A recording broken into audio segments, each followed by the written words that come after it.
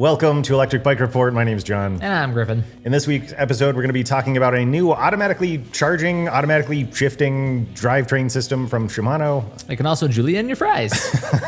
The electric motorcycle company Sondors is also possibly making a comeback. Hey, it's been a few years. Welcome back. And finally, it's getting hot out there, so we're going to talk about what temperature ranges are best to ride your e-bike in. All of that and more in this episode of the Weekly Recharge.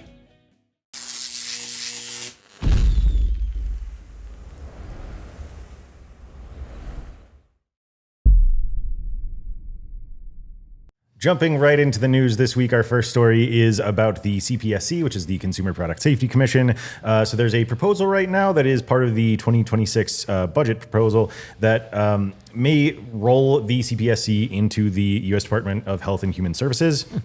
So the CPSC right now governs a lot of e-bike related standards, and they recently advanced a proposal for stricter testing requirements for both e-bikes and their batteries. So we're going to kind of see like how that plays out through this process. But the current budget in 2025 is $150.9 million. And the CPSC has 534 employees. The 2026 proposal cuts a lot of that down, so that would reduce their funding by nearly $16 million and would also eliminate 75 jobs. There is a kind of related commission called the National Consumers League, and the Senior Director of Consumer Protection and Product Safety there, whose name is Daniel Green, said the CPSC's budget request puts partisanship before product safety. Eliminating the independence and non-partisanship of the CPSC could result in a lack of vigorous standard setting, oversight, and enforcement. Coupled with deep cuts to resources and staff, this dangerous budget proposal could lead to more preventable injuries and deaths. We call on Congress to reject this budget request and provide the CPSC with the funding, personnel, and authorities to carry out its life-saving mission. So bottom line there, we do support high safety standards, but kind of if it goes too far, that can have a negative effect on the industry. It can make it difficult for newer companies to start up just because there's such a high standard to reach there. So we're just gonna have to see how this shakes out and what effect it has on the industry, but that's kind of all for that story at the moment. One thing to just kind of keep in the back of our minds as, like brands will have to navigate some of these things, kind of depending on how things work out here with the CPSC moving forward. But that's right. So in some other news, so Shimano releases an automatic shifting system for its Q's drivetrain that doesn't need a battery. So check this out. Pretty wild. Yeah, so this system is called the Q Auto, and it's built around a rear wheel hub that includes a dynamo. So that's a self-charging lithium-ion capacitor and a trio of different sensors, so speed, cadence, and gradient sensors all built right in. Now, what's really cool about it is it can shift automatically using over 6,500 algorithms that respond to how you pedal and how fast you're going and if you're pedaling on a hill. Now, the capacitor can hold a charge for up to a year, which is pretty crazy. And again, this is like independent of like an e-bike battery system, for example. This can go into a traditional acoustic bike. Everything's just kind of built right into that hub. Yep. So according to Shimano, the system is meant for urban, trekking, and gravel bikes, but it's also compatible with battery-powered Di2 shifters, so you can override the automatic gear selection. It's possible to switch between manual and automatic modes and tune the system through the Shimano eTube app. And then the system is also purported to learn from manual overrides to adapt to your riding style. Very interested to see kind of how that one plays out. So this is potentially exciting for, us e-bikers in the mid-drive world using the Q's system. If you're not already familiar with this change, the lower Shimano group set tiers, the Altus, Acera, Alivio, and Dior are set to be replaced by the Q's system, which is a little bit more robust. So this could be applying to e-bikes here pretty shortly. So all in all, John and I are always big fans of tech, so this is like some pretty cool and exciting stuff. Very interested to see how this works, especially with the manual shifting and its ability to kind of like learn and adapt to you. I'm really curious how that would work for me. I feel like sometimes my shifting habits change daily and I'm a little bit all over the place, but kind of cool that it's a learning system. Especially, if it can kind of progress over time. I'm sure all of us have kind of grown over time in our shifting practices, but pretty cool stuff. Yeah. Next story is touching back to the Sondors story we hinted back. So the company started off making e-bikes and then kind of switched over to electric motorcycles. They went out of business in 2023 after filing bankruptcy. So there were a few things that kind of contributed to that. Number one, they kind of lost some customers because the bikes that they put out didn't quite match the advertised specs and performance. They also got into big box stores like Costco, which can really have a detrimental effect on brands. Just they have to kind of absorb the endless return policy that Costco has. they just kind of ended up disappointing some customers along the way. We'll get into more on that later. So the company's founder, whose name is Storm Sondors, which doesn't sound like a real name. It sounds like a Marvel character, and like that. I mean that as a compliment. Storm Sondors. It's a very cool name. But and anyway, when the company did file bankruptcy and entered receivership, he was able to actually buy it back, and so now he's offering pre-orders through Indiegogo for a new motorbike, not technically an e-bike, called the Meta AT, that is designed to compete with things like Suron and Teleria, similar things. So the specs for this bike, definitely, a lot of high-end power here. So 4,000 watts peak for the motor. It has a top speed of 50 miles per hour, a 2,500 watt-hour battery that gives an estimated range of 60 miles. It's got a full suspension and then big knobby dirt bike tires. So clearly this is not a street legal thing, right out of the box, especially in the world of It is e-bikes. getting some labeling as an e-bike, but I mean, to be clear, this is an electric motorcycle. Let's call a spade a spade. But yeah. And we need, more differentiation between Definitely those things more legally. there, for sure. Yeah, that's an ongoing debate here around the office and in the industry itself. But anyway, so if you do want to ride it on the street, you might have to register it. Probably will have to register it. But you can also get a street kit that includes mirrors and lights. Although it doesn't seem like that would change the power or speed of the bike in anything in that kit. But we have yet to see. So the MSRP is $4,200. But if you pre-order through Indiegogo, the price is just $22.99. And then the founder here made a pretty bold statement about the bike. He says, "I created this category. Before Sondors, there was no mass market for electric bikes. Now there is. I've shipped hundreds of thousands of units. I've built the factories, the tooling, the supply chains. This isn't a side hustle or a new idea. This is what I do. And the Meta AT is the best machine I've ever built. You can question the industry, you can question the hype, but don't question whether I deliver. I always have." And Griffin, I think you have kind of an interesting take on that. So we first spotted this article on Electrek, and Micah did some really great reporting on that. And I kind of like how he followed up that quote, which was, "You always delivered until you didn't," back in 2023 when you did close. Sondors did leave a bad taste in the mouth of a lot of people who were left in waiting for the then Metacycle, who put money down, never saw the product. Unclear if they ever did get refunded. I'm not sure that they did. So it's kind of interesting to see a restart to the brand here. Hopefully you can get those past customers taken care of. So again, it looks like a very promising machine. There was a lot of brand equity in Sondors. It's probably taken a hit over the last couple of years when they did have to close down. Sure. It will be interesting to kind of track and see where they go with this, though, because again, brand equity is something you can restoke and revive potentially. So kind of interesting just to see how this plays out moving forward. It's a good name. They've got good labeling. There's a lot that stands out about the brand. So yeah, it will be interesting to see how the general consumer feedback goes on this.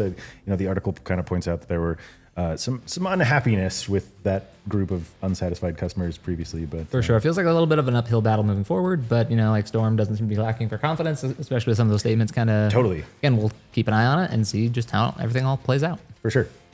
And then moving on to our last news item of the day. So a British startup company, Micromobility Labs, is set to debut an electric cargo bike trailer at Eurobike later this month.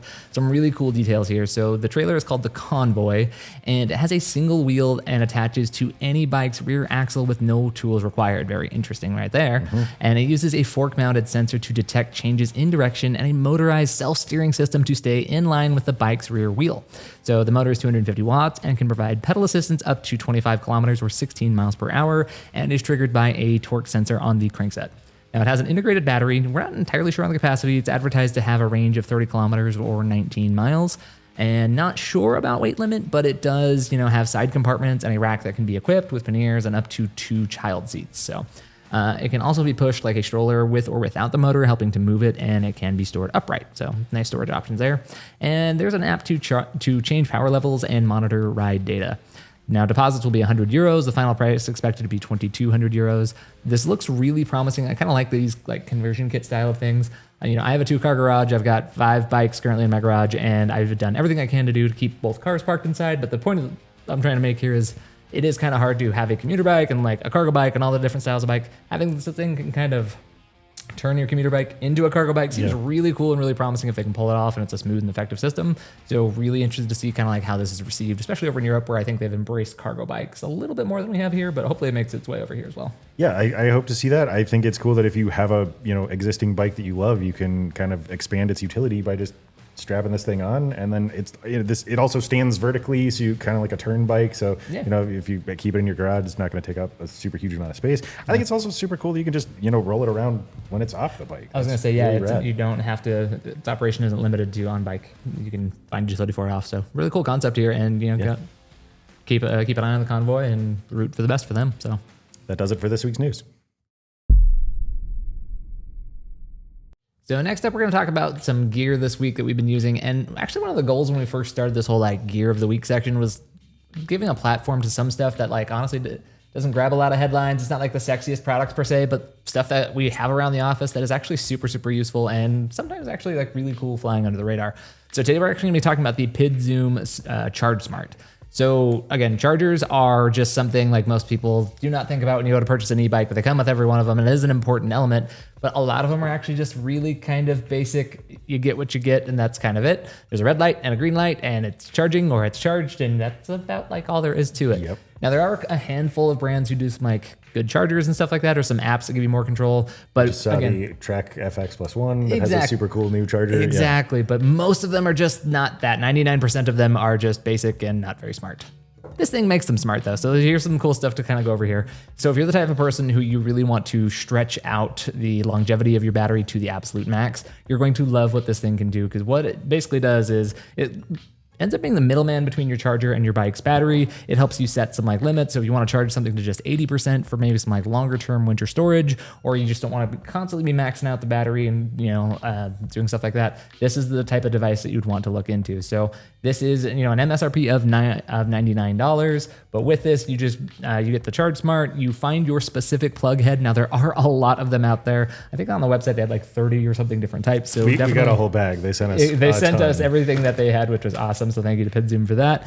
But so you get a paired set. One end attaches to your charger cable, plugs into this box. The other end goes on the cord that they give you to plug into your bike. Yep. And then so with that, you can then start to like dictate, the amount of volts, the amount of amps that are like flowing through it. If all this sounds like scary and overly technical, really just kind of like set it to match like the instructions that come on the back of the charger, lists out like the max current that it's capable of doing. And then you can kind of, PidZoom even has a chart where it's like, well, if you want to set it at 80%, like this is like what you need to like set it up to. You're able to just kind of dictate that with the buttons. Not only that, but while chargers have some like built-in safety measures in case like, the current like starts pushing too much or something like that, this would actually be like some redundancy, a second layer of that where you can set like charge limits to make sure that not too much current is flowing through to the battery and potentially making things unsafe. So again, this just kind of takes your basic charger and makes it smarter. So actually some pretty cool stuff there. And again, if you're the type of person you really want to max out the life cycle of your battery, this is the type of thing you're going to want to look into. Yeah, to kind of supplement that in case you're not aware, like it's just generally recommended to keep your battery for like long-term storage anywhere between like 20 and 80-ish percent. Different brands recommend different things. So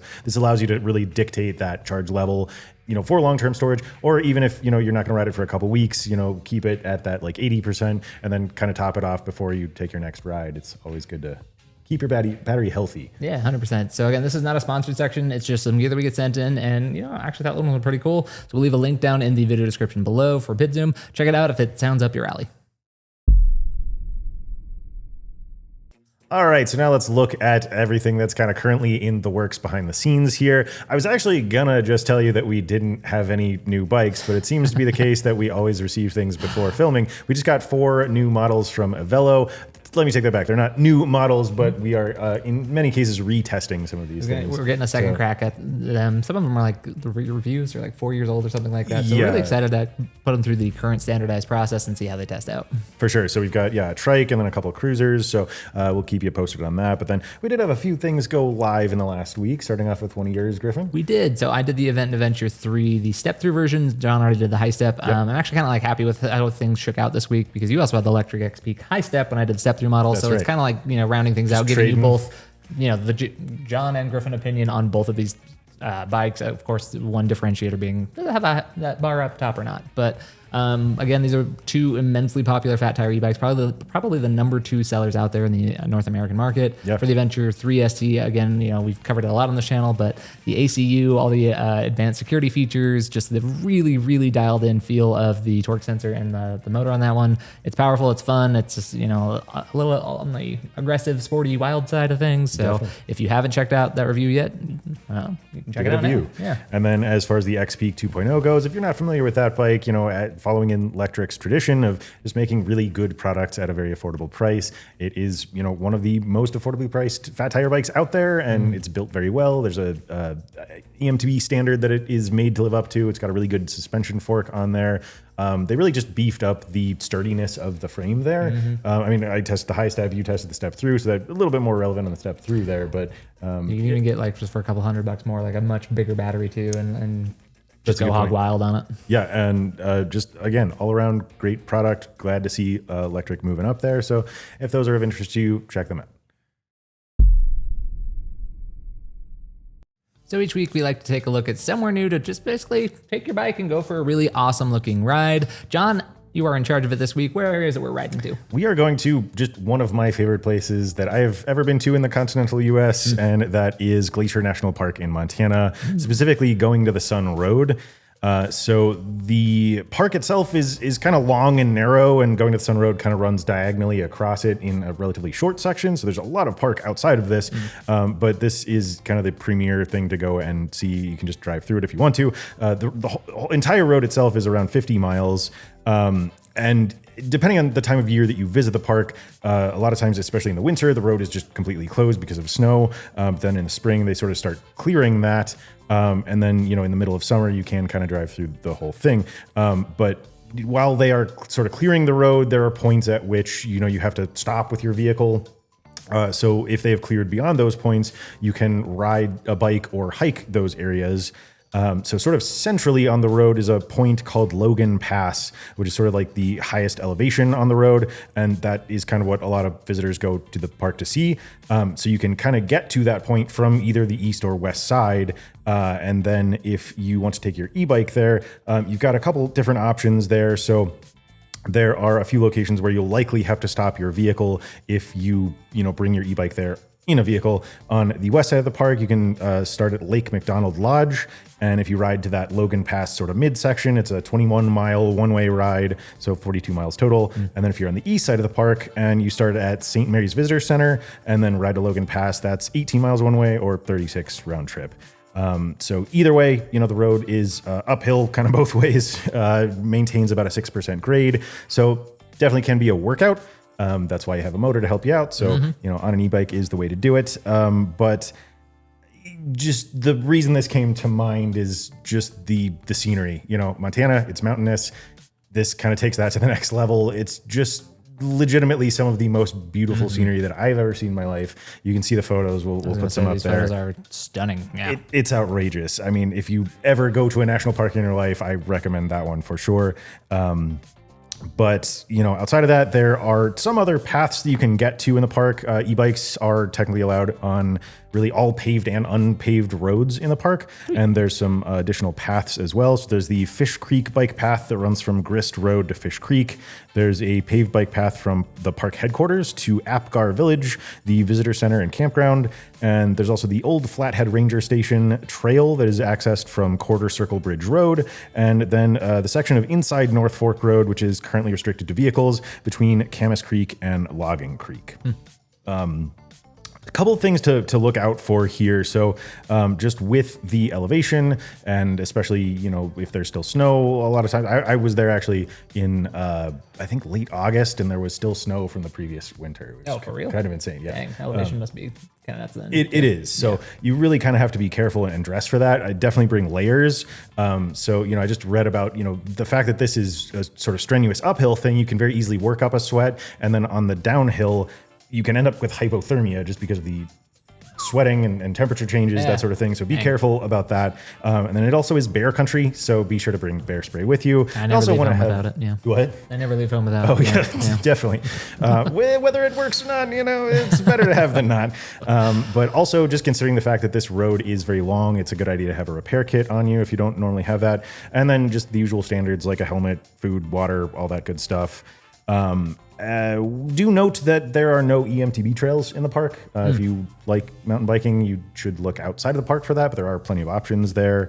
Not to say you can't bring your EMTB, but there's just no trails for it. Correct. Yeah, you could ride them on your, the paved paths or whatever. But and then if you, go there on vacation, you don't bring your bike with you, there's plenty of options for like rental shops. I was gonna say, I was just looking through this rental shop. It looks like they dabble mostly in Aventon bikes, but you hit it right on the head. This place just looks absolutely gorgeous. I don't know the criteria for what constitutes like a state park or a national park, but I think somewhere in that national park criteria is like something here has to make your jaw drop. And this whole thing just seems like jaw drop opportunities.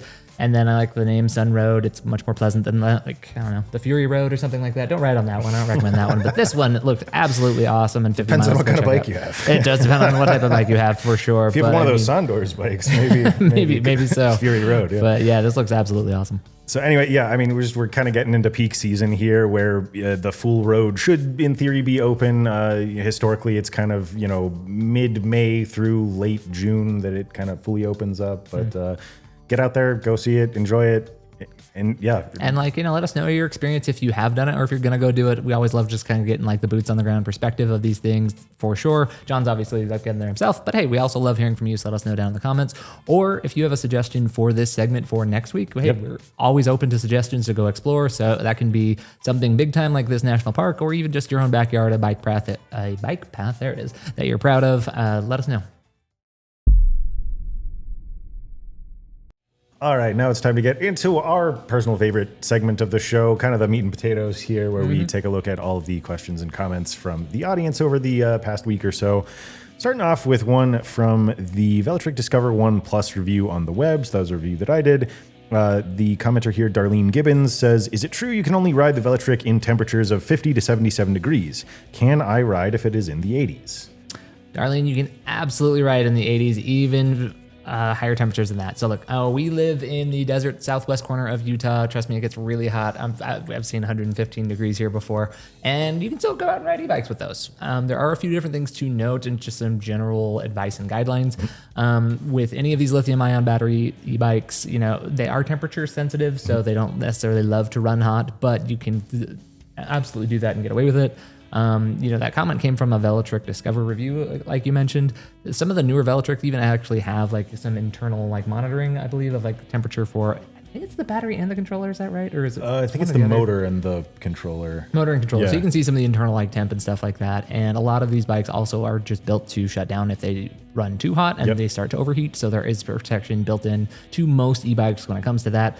And then of course, just how much you can handle as a rider too. Where it is really nice to go fast on an e-bike when it's really hot. But trust me, even though it's like a lighter effort, sometimes it's just too hot. And I gotta go find some shade. So again, just recommendation.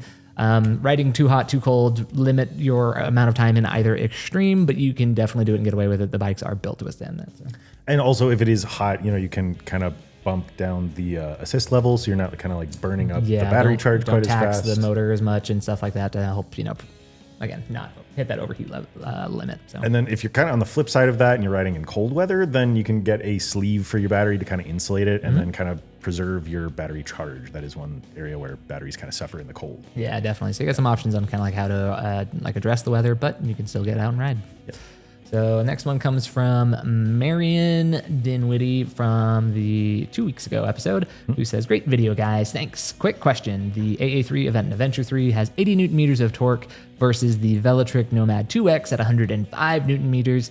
Does this feature impact hill climbing significantly?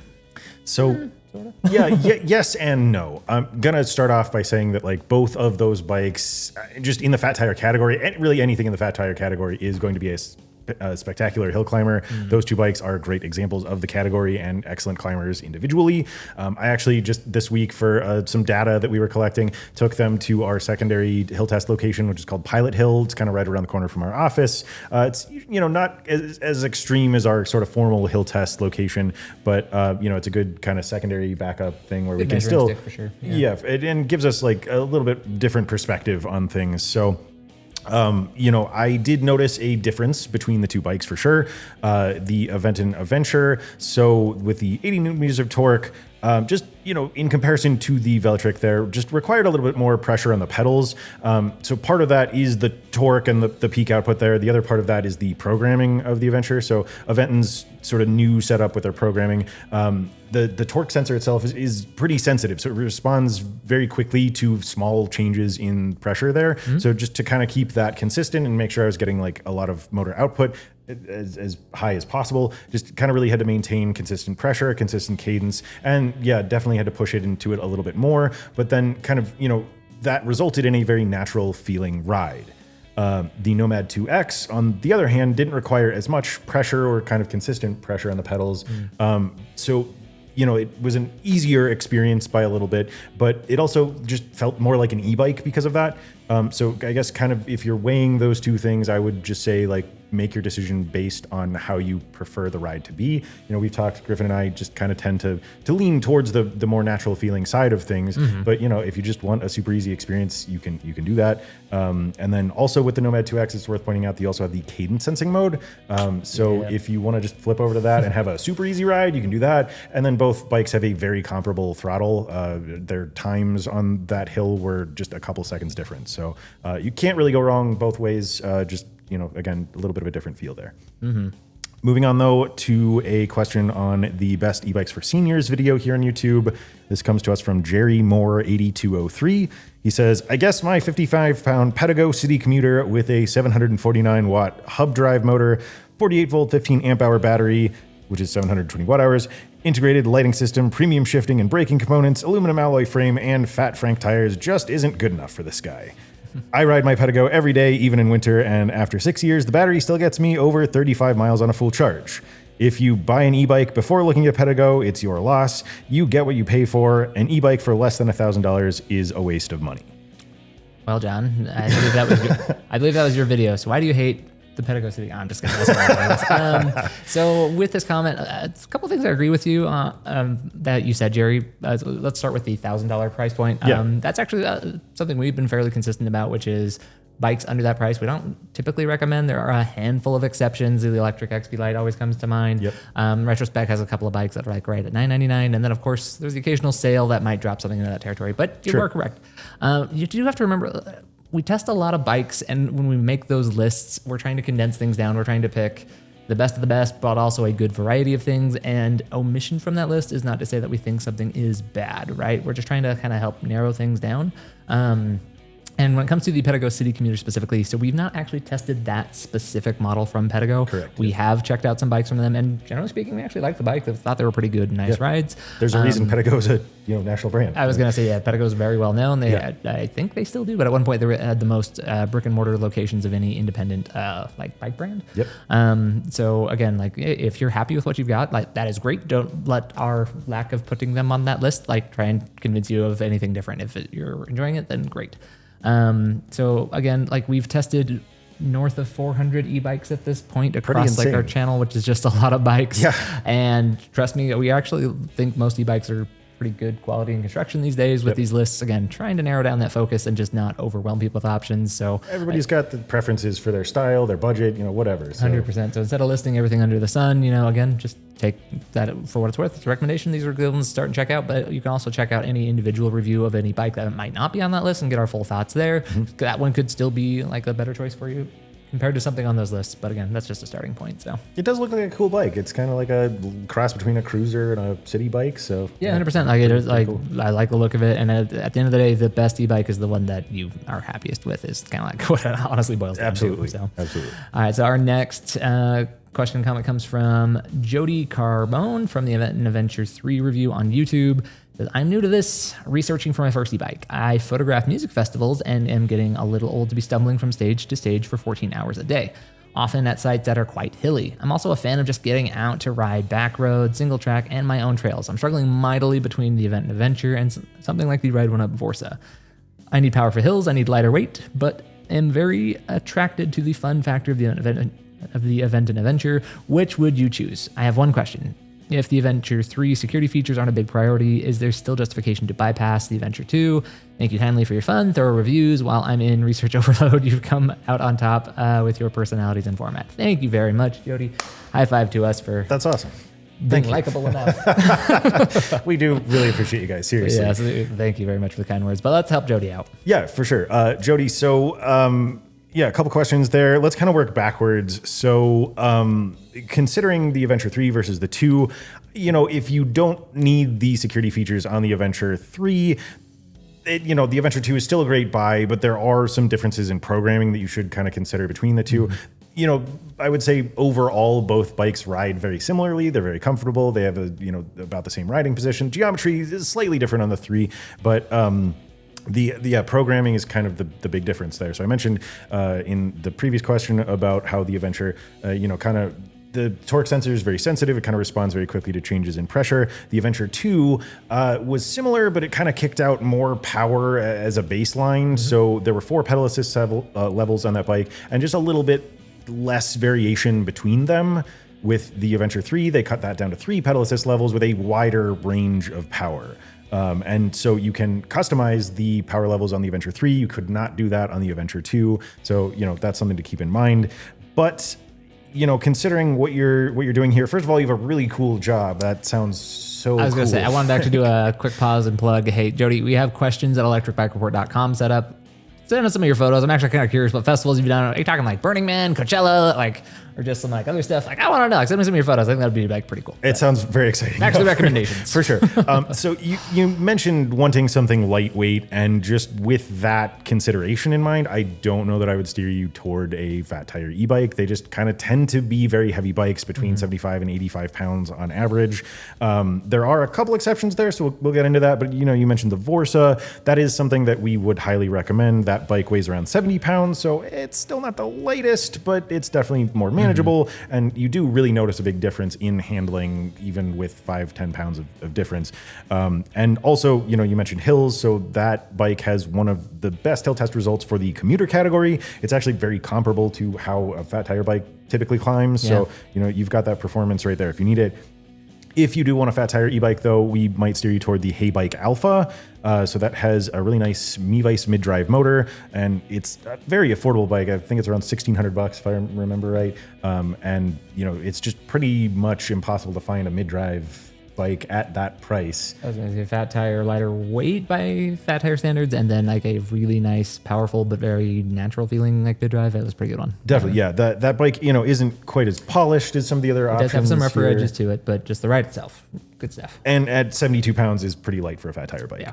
Another option that I might steer you toward is the 10-Ways Ago X. So, just kind of based on your requirements there, is kind of thinking about the sort of SUV category, which, tends to ride both on and off-road pretty similarly, a little bit more commuter styled. The 10-Ways Ago X is awesome. It's great specs. It's decked out with a good drivetrain, great suspension, 250-watt Bafeng mid-drive motor, and right now the price is right around $2,000, which, again, is very affordable for that bike. It's been marked down for a while now. It was at $2,500, which John and I were recommending it then, and that's about like $2,000 now. It's like, oh, sweet, take advantage if it fits you. The one consideration I would say with that bike is that it comes with street tires. So if you're riding on grass or something, you'd probably want to swap those out for something. And that was something I mentioned in my review. I would recommend you check that out if you are curious about that bike. But that one weighs 60 pounds, so it's more manageable than any option we've talked about so far. If weight is a consideration, then I highly recommend that ride.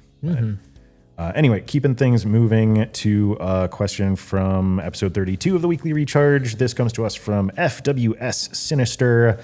The Aventure 3 pick makes sense. I feel like I remember the Aventure 2 getting praised for the dialed-in sensor as well. Very insightful overview. Thanks for answering. This is in response to, Griffin, your kind of breakdown of different types of torque sensors and things like that. So this person continues with, also curious where you think Summit 1's torque sensor falls with the rest of the bikes you compared, and if it's above the Mach Wheel Obsidian. Those are the two EMTB I know with a hub motor, but since you said Mach Wheel is usually punchy, that's probably not great for an EMTB. So good question. Let's break this down a little bit. For sure. And I kind of want to start with that last point of distinguishing between fat tire e-bikes and EMTBs, because they are very, very different things. One thing I get old man grouchy about is I see a lot of fat tire EMTBs kind of marketed as though they are the same thing as mountain bikes, and they really are not. Yes, they have some off-road capabilities, some adventuring potential, all that good stuff. But when you're talking mountain bikes, usually we're talking single track, maybe some double track, but we're talking some things that are built to withstand technical trails, lots of climbing, lots of like, quick moving navigation that needs to be done. And that requires different construction at a very fundamental level, starting with the geometry. And then the spec package is usually something different. A lot of fat tire e-bikes, to be quite blunt, use very entry level like forks and things like that. It's great for when you're on, paved roads, and it's definitely nice to have off-roading, but it's not the same rigors as like what you'd get on like an EMTB fork, for example. So one important distinction, make sure we got that out of the, out of the way to start. And on the fat tire side of things, again, those, even though they often lean into here's everything it can do off-road, they're really hybrid bikes. A lot of them are built for comfort, to just kind of get you around town, better balance, some style, largely that kind of like upright geometry, which again is not necessarily the best thing for off-roading, but you can get away with it off-roading if you're on, again, wide open, relatively flat, types of trails. So now your question about the Summit is a bit complicated question, simply because we've seen Velotric update their programming since we reviewed that bike. The torque sensor kind of felt similar to the Mach-Wheel Obsidian at the time that we reviewed it. You'd have that may have changed, and that may have changed. So you'd kind of have to push the pedals to get the torque sensor to engage, and then it stayed pretty consistent in its output. So we're not sure if they've updated that. I know, speaking on the Nomad 2 and 2X side of things, which we've had in more recently, they felt a lot more dialed in and responsive. They have a range of power levels that can kind of feel very natural on the low end and very powerful and easy on the high end. That was one of those, in the episode where I kind of put the 4 different fat bike torque sensor categories up there. It was kind of on the verge to me. Do I put this in the easy? Do I put it in the more natural? I put it in the more natural one, but it was right there on the line for me. But again, those higher power levels, definitely easier overall. I would guess the Summit's doing that these days, but again, I don't know for sure. Right. Now I kind of want to go back as well. Now, if we wanted to, if you are considering a great entry level EMTB, I would look at the Aventon Rambless. That's kind of been our go-to recommendation for a good hardtail EMTB. It's a fantastic way to start into electric mountain biking. It is built for single track. It has, frankly, a stellar motor. We're really impressed with the A100 for its debut job. Yeah. And then, it's going to give you a natural riding feel, as well as just tons of power for climbing different types of hills. So that's a bike worth looking into. Also, I guess on that note, just consider that the mid-drive Aventure will be coming out later this year. I was going to say, you might be able to kind of have everything all in one with the mid-drive Aventure. We are currently in testing on that one. So, stay tuned for the review coming forth kind of soon. But, yeah, cool. Definitely. All right, so moving along, we have from Jack Wozniak on the Aventon Level 3 ST review. Says, thanks for the review. I depend on EBR for the whole story. Thank you. Yep. I love the looks of this bike, and it's pretty clear you're a fan too. Here's my issue. I lived in Costa Rica for 2 decades, moved back for health issues to find everything digital and way computery complicated to my jungle-infused brain. I want to catch up, but I'm not sure I can. So buying this bike and utilizing only a small fraction of its customization ability seems a waste. Now, recovering from knee replacement currently, but we'll pull the trigger on a bike for both of us as soon as the doc gives me the go-ahead. Still like the idea of a belt, being close to the ocean, but there are so many choices, and this is a great-looking bike. All right, Jack, let's see if we can help you out. Yeah, for sure. I mean, I definitely understand where you're coming from. I think that there is definitely a learning curve to the sort of new Aventon setup with the kind of app interconnectivity there. Mm-hmm. But I wouldn't really spend too much time dwelling on that. Just right out of the box, that bike has an incredible ride. It's probably one of our favorite bikes of this season to come out.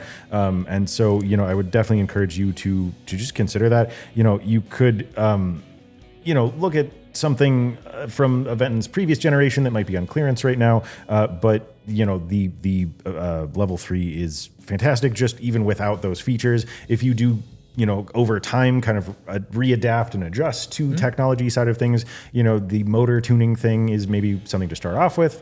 But that's something that you can kind of do once, and then it just sort of exists then, changing your speeds, that sort of thing.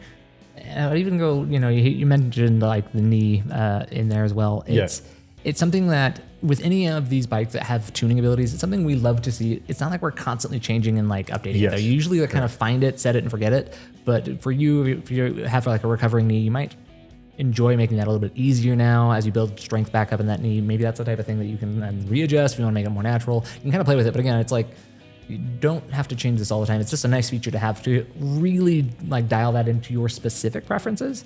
But most of us use it once and never use it again. And then on the sort of security side of things, you know, like the basic wheel lock, battery lock, that sort of thing, like that's accessible through the display. That is pretty easy to access. All you have to do is hit a couple buttons and then kind of make a couple, you know, selections there.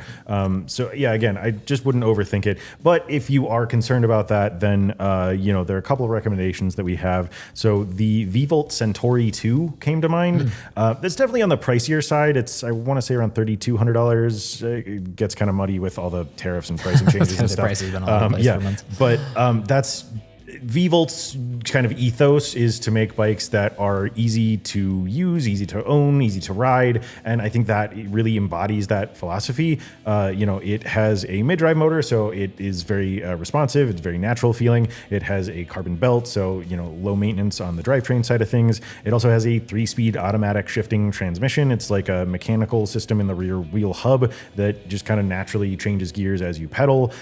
It's, you know, you can just really hop on that thing and ride. There's not really a lot of settings to adjust outside of the pedal assist settings. So, I mean, if you're, you know, if it's in your price range and you're looking for a very simple thing that's also very good, I would steer you toward that bike. Absolutely. And then I'll just go ahead and plug our best commuters page or video here or best city. Just head to electricbikereport.com if you want some more help kind of like narrowing in on which one might be the right one for you.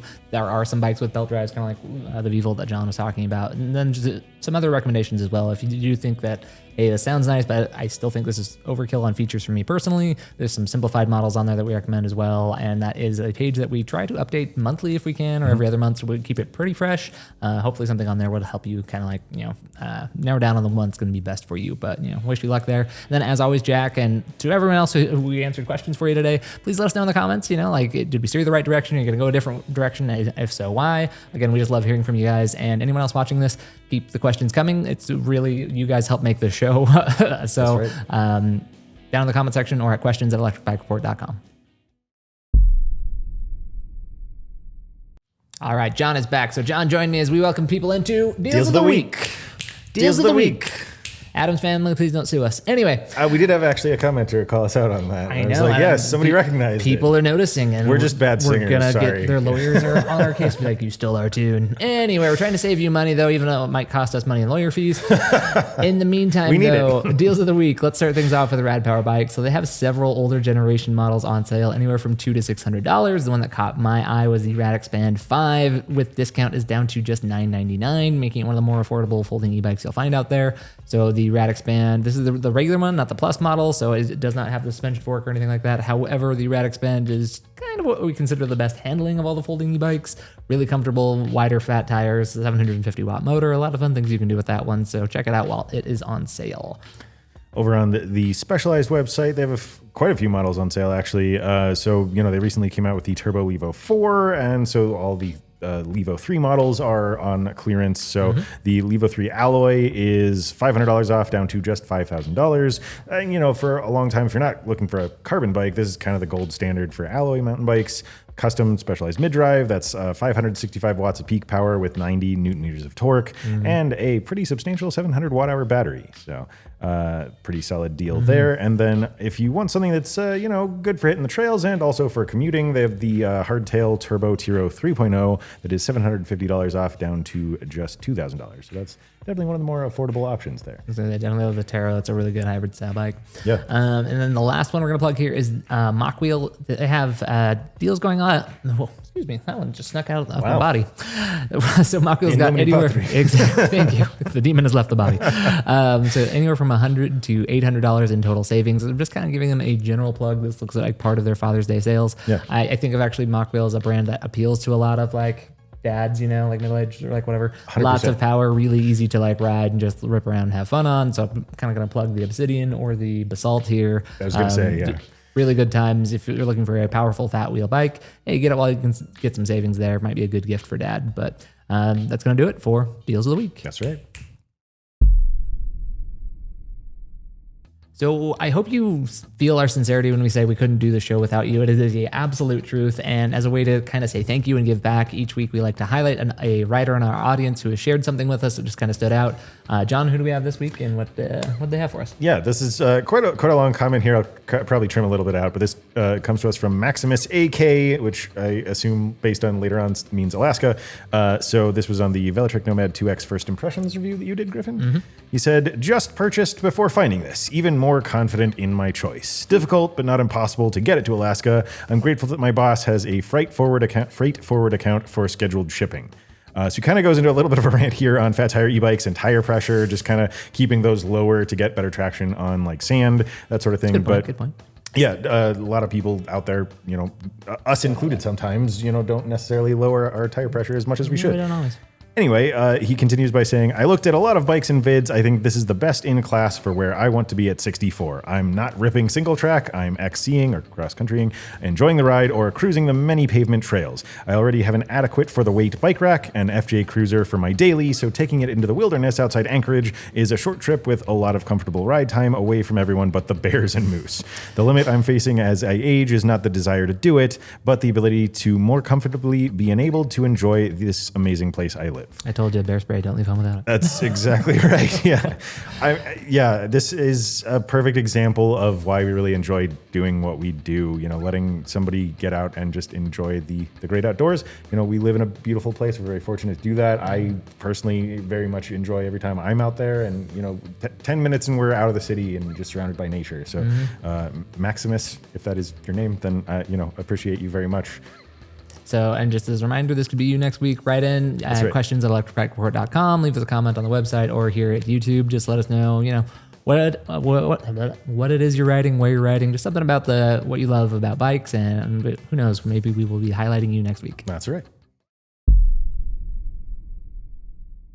If you've made it this far, once again, we really appreciate you sticking around and interacting with us. That is a true joy as part of our job. We really love sharing our data and just helping steer you guys towards a great bike that we think you'll really appreciate. So, do all the YouTube things like subscribe and comment down below. Absolutely. And on that front, we've seen an uptick in subscribers. So sincerely, thank you for that. We are marching towards 100,000 on YouTube. So close. I'm getting so close. So keep, sharing it with friends, family, or hitting that subscribe button if you haven't already. And as a reminder, we've also gone audio only. So wherever you get your podcast, Spotify, Apple Music, things like that, you can find us there, subscribe as well. And, we appreciate reviews on those platforms as well. Helps spread things through the algorithm if you don't mind.